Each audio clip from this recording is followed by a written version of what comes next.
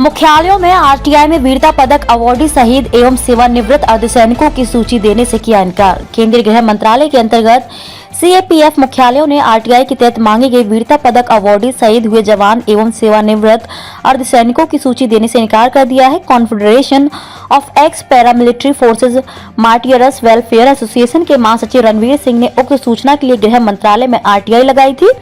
CRPF, BSF, CISF, SSB, ITBP और Assam rifles में किसी भी बल मुख्यालयों ने सूचना नहीं दी है। तकरीबन सभी बलों ने आरटीआई के जवाब में सूचना का अधिकार अधिनियम 2005 के अध्याय 6 के पैरा 24 के भाग 1 में निहित प्रावधानों के तहत भ्रष्टाचार और मानवाधिकार उल्लंघन के मामलों को छोड़कर अन्य किसी भी प्रकार की सूचना उपलब्ध नहीं कराई जा सकती।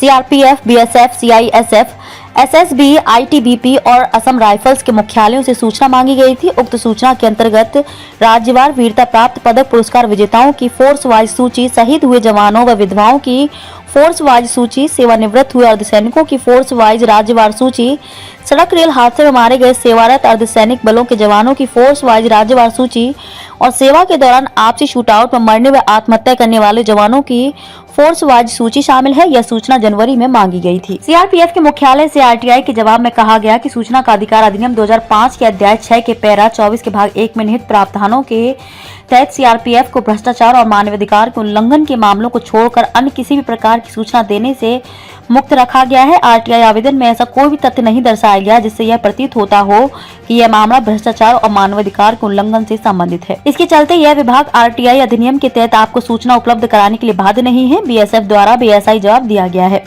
आईटीबीपी ने सूचना का अधिकार अधिनियम 2005 के अध्याय 6 के पैरा 24(1) के तहत निहित प्रावधानों का हवाला देकर जानकारी देने से मना कर दिया है। सीआईएसएफ की तरफ से भी यही जवाब मिला है। महासचिव रणवीर सिंह का कहना है कि फोर्सेस डीजी द्वारा आरटीआई एक्ट की धारा 24 को ढाल बनाया गया है। इसके तहत मात्र 2 मामले भ्रष्टाचार व मानवाधिकार के हनन से संबंधित मामलों को छोड़कर अन्य जानकारी देने के लिए बल महानिदेशालय बाध्य नहीं है। अब सवाल ये उठता है कि विभिन्न राज्यों में अर्धसैनिक बलों के कल्याण, पुनर्वास व अन्य भलाई से संबंधित सुविधाओं के लिए किस आधार पर बात की जाए।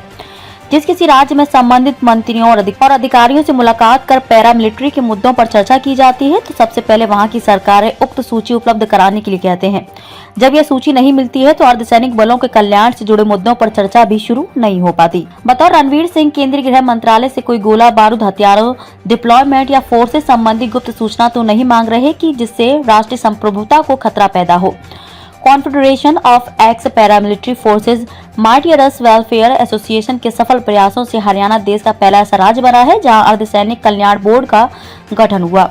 अफसोस की बात यह है कि उपरोक्त बोर्ड के पास पैरामिलिट्री परिवारों की सूची ही उपलब्ध नहीं है।